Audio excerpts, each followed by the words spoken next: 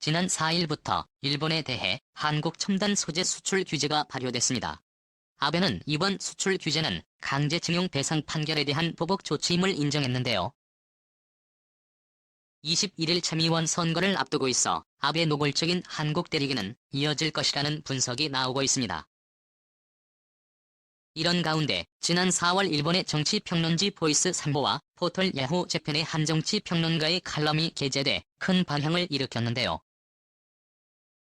정치평론가와 탓에 유리한 것은 한국 방위산업 약화를 노려라라는 도발적인 내용의 칼럼이 그것입니다. 이게 무슨 소리야? 한국 방산막야라라는 칼럼을 읽다 보면 일본의 삐뚤어진 현정서와 아베 행보에 대한 단초를 얻을 수 있습니다. 일본이 자랑하는 무기가 왜 해외에서는 안 팔리는지 국제시장에서 존재감 없는 일본 방산과 이를 통해 우리의 방산도 체질 개선이 필요한 시점임을 지적하고자 합니다. 먼저 칼럼의 내용은 이렇습니다. 한국과 일본의 관계가 나빠지고 있는데 현재 일본 정부는 미국의 눈치를 보고 한국에 대한 제재 조치를 망설이고 있다.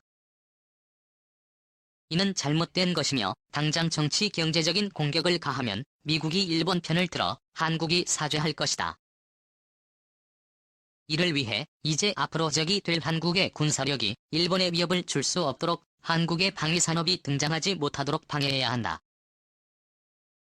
즉 한국의 방위산업을 망하게 하면 일본과 한국이 분쟁이 생기더라도 국방력이 약하니 일본을 실질적으로 위협하지 못할 것이고, 이를 위해 군함을 건조하는 대우조선 해양에 공적 자금을 투입한 것을 개수한 것 같은 가능한 모든 방법을 동원해 한국의 국방 예산과 방위력을 약화시키는 전투를 하지 것입니다.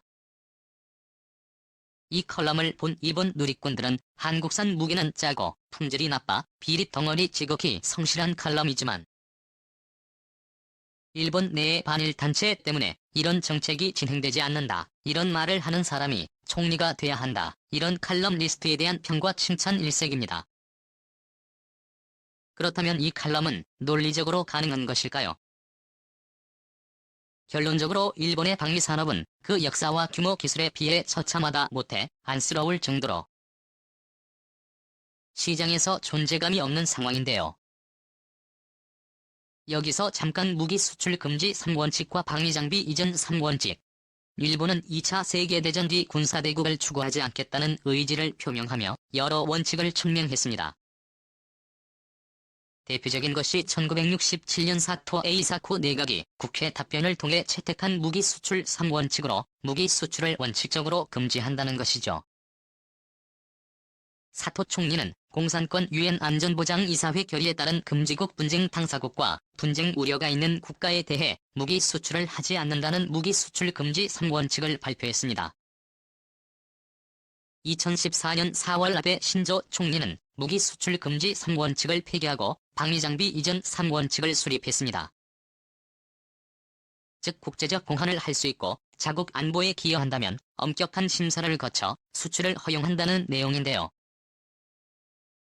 방위장비 이전 3원칙은 일본이 가입한 조약이나 국제 약속 위반 시 유엔 안보리 결의 위반 시 분쟁 당사국인 경우를 제외하고는 무기를 수출한다는 새로운 원칙으로서 무기 수출 대상을 대폭 확대 완화했습니다. 이처럼 일본은 지난 2014년 무기 수출 3원칙을 폐기했지만 군사장비에 의해 수출 실적이 전무해 실망감을 감추지 못하고 있습니다.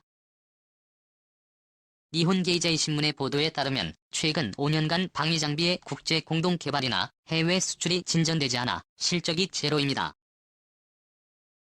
현재 일본의 방산 수출은 연구 개발 저가 혹은 공짜 중고 무기, 일본이 썼을 외산 무기 일부의 하청 작업 외에는 거의 이루어지지 않고 있는데요. 군사대국을 꿈꾸는 아베 정권은 원칙을 깨고 수년 전부터 방산 수출을 야심차게 지냈는데 왜 수출 실적은 제로일까요? 일본 무기의 수출 잔혹사를 살펴보겠습니다. 일본의 가장 쓰라린 수출 실패는 호주의 이천 사업입니다. 우주의 신형 잠수함 프로젝트는 무려 500억 호주달러, 하나로는 약 43조 원인데요. 이 막대한 금액이 걸린 프로젝트였죠.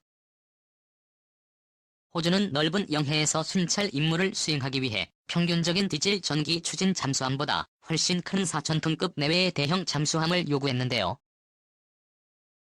세계적으로 이런 대형 디젤 잠수함을 만들 수 있는 나라는 일본을 포함해 몇 개 국가에 불과했습니다.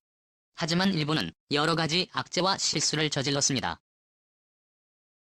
당시 호주의 토니 에벗 총리는 친일 노선으로 일본의 소류급 잠수함 도입을 적극 추진했지만 정권이 바뀌자 분위기가 확 달라졌었는데요. 일본은 소류급 잠수함 설계 자체는 세계 최고 수준이라고 홍보했지만 호주 해군은 신형 잠수함에 미국산 전투체계와 어뢰를 탑재할 것을 요구했는데 일본은 미국의 가장 가까운 동맹국이면서도 이런 개조를 해본 경험이 전혀 없었어요. 경쟁 국가에 비해서 기술 이전에도 매우 소극적이었고 방산 수출에 필수적인 방산정보보호 방산금융지원 절충교역에서도 제대로 된 제안을 하지 못해서 호주 언론의 질타를 받았습니다. 당시 미국까지 나서서 호주 정부의 토리급 잠수함을 도입할 것을 요청했지만 일본의 미숙한 대응이 겹치고 겹친 결과 결국 수십조 원의 초대형 방산 수출은 실패하게 되었습니다. 일본 언론은 수주 실패의 가장 큰 원인으로 무기 수출 경험이 없는 점을 꼽았는데요.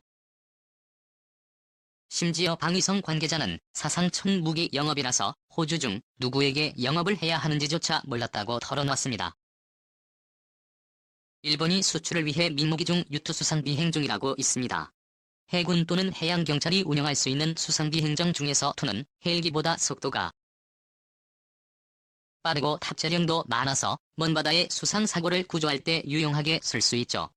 항속거리는 3,700km이고 한미도 파도에서도 물에 뜰 수 있는 등 풍이 뛰어납니다. UST의 첫 번째 고객으로 기대했던 인도는 2010년부터 유투 도입을 추진했지만 아직까지도 소식이 없습니다. 한때 1,000억 원을 넘는 가격의 난색을 보인 인도가 현지 생산과 기술 이전을 요구해 절충이 되지 않았던 건데요. 2017년에는 인도네시아, 2018년에는 그리스의 US 두 상점을 제안했으나 구매를 확정한 나라는 없지요. 이처럼 일본이 자국 무기 수출을 금지하다가 새 기준을 만들어 수출 길을 열었으나 현실은 냉혹했습니다. 기술을 자랑하며 판매만 하면 막 팔릴 듯 여기던 일본인들의 반응도 재미있었는데요. 수출 금지 풀면 일본 경기가 세계를 석권하리라 어쩌고 저쩌고 했었는데 비싸고 성능은 낮은데 누가 일부러 하겠냐는 얘기부터 수출 가능하다고 했을 때 자연 자체를 썼지. 일본 기술력이 세계 최고이니 중국, 한국은 눈물을 흘릴 거라고 하면서 법석을 떨던 게 기억난다. 그런데 이 같은 결말이라니 한심하다, 이런 자조 섞인 푸념도 나오고 있습니다. 그럼 원인은 뭘까요? 전문가들은 첫째, 우선 일본 정부 내에서조차도 비싸다고 할 만큼 너무나도 비싼 가격 경쟁력을 들고 있습니다. 둘째, 오만한 세일즈 방식도 한몫하는 것으로 지적합니다. 즉 협상력이 부족하다는 것인데요. 한국이 미국과 피터지게 협상을 해와 쇠고기 있는 것과 다르게 일본은 수출 자체를 못하다 보니 협상 노하우가 딸 수 없다는 얘기입니다. 셋째, 특출나게 원하지 않은 기술력을 들고 있습니다. 이미 지적했듯 일본 무기가 딱히 압도적인 성능을 보이는 것도 아니어서 경쟁자가 많다는 얘기죠. 가장 결정적인 것은 아니란 방식으로 수요자가 원하는 맞춤형 제품 생산에 실패하고 한 번째 무기에서만 찾아볼 수 있는 갈라파고스적인 특징을 가지고 있다는 점을 지적합니다. 일본의 또 다른 이름 갈라파고스. 갈라파고스화는 한 사회가 고립되어 세계화와 멀어지는 현상을 말하는데요. 세계적인 추세와는 다르게 기술이나 서비스 등이 독자적으로 진화해 결국에는 세계 표준과는 동떨어지게 되는 현상을 의미합니다. 갈라파고스화라는 용어를 가장 먼저 사용한 사람은 일본 게이오 대학의 나즈노 타케시 교수입니다. 그는 일본 휴대폰이 기술적으로는 앞서 있지만 일본 이외의 지역에서는 팔리지 않는 현상을 두고 갈라파고스 증후군이라고 말했는데요. 기술력에서는 세계 최첨단 기술을 자랑하면서도 일본 외에서는 보급이 전혀 이루어지지 않는 일본 휴대폰의 특이성을 표현하기 위해 2007년도부터 쓰이기 시작한 신조어입니다. 이런 갈라파고스화 제품들은 휴대폰 외에도 일본의 디지털 TV 방송 차량 내비게이션 등이 있습니다. 그런 일본은 계속 이렇게 나갈까요? 앞으로도 일본 방위산업은 완제품 수주술 0%라는 불명예스러운 기록을 이어갈까요? 반드시 그렇지는 않을 것으로 보입니다. 지금까지 실망스러운 기록에도 불구하고 일본 방위산업의 연구 역량이 세계적인 수준에 도달해 세계 각국은 일본과 무기체계 공동 개발에 눈독을 들이고 있습니다. 대표적으로 일본의 차세대 전투기 개발 프로젝트인 일명 F3도 공동 개발이 추진되고 있죠. 록히드 마틴은 현재 세계 최고의 전투기인 F-22와 F-35의 장점을 섞은 새로운 전투기를 함께 만들자고 일본에 제안한 상태입니다. 또 다른 업체인 노스롭 그로만도 일본의 스텔스 기술을 포함한 차세대 전투기 개발을 제안했고, 여기에 영국 정부는 자신들의 차세대 전투기인 프로젝트 템페스트에 일본의 참여를 요청했습니다. 일본은 야심차게 도전한 국제 방산 시장에서 고배의 쓴잔을 마시고 있지만 활발한 공동 개발 덕분에 그 규모는 유지될 전망입니다. 그럼 대한민국은 어떻게 해야 될까요? 결론적으로 일본이 자국 방위산업을 통해 한국의 무기를 국제시장에서 몰아낸다는 주장은 말 그대로 황당무계한 공상에 가깝지요. 세계 10위권 수준의 방산 수출 매장을 기록하고 있는 한국에 비해 일본은 몇 분의 1에 불과합니다. 그렇다고 현재 우리 방위산업의 전망이 결코 밝은 것은 아니죠. 세계 10위권 수준의 상당한 성과 뒷면에는 일명 중진국의 함정에 빠져 세계 5위권 방산 선진국과의 격차를 사실 좁히지 못하고 있습니다. 어떤 해결책이 필요할까요? 첫 번째로 기술성 극도를 정확하게 파악해 우리 실력에 맞는 개발 방향을 잡아야 합니다. 표국산화나 복합 소총 개발 사업은 우리 방위산업 역사상 가장 뼈아픈 실패 중의 하나였습니다. 두 번째로 다양한 사용자를 만족시킬 수 있도록 포트폴리오를 확대해야 합니다. 국산화에 성공해 우리 군에서 잘 운영하고 있는 분위기를 중심으로 수출을 하다 보니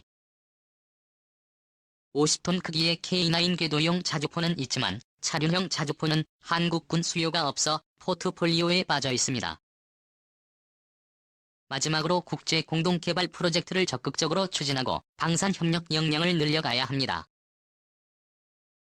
일본은 지상 배치형 이지스 시스템이나 F-35 스텔스 전투기를 도입할 때 일본산 안테나를 장착하거나 공대공 미사일을 공동 개발하는 등 해외 무기 체계의 자국산 장비와 부품을 추가하려고 노력합니다. 우리 역시 해외 무기 체계에 우리 제품과 우리 부품을 결합해 공동 마케팅에 도전하는 것을 좀 더 적극적으로 추진해야 합니다.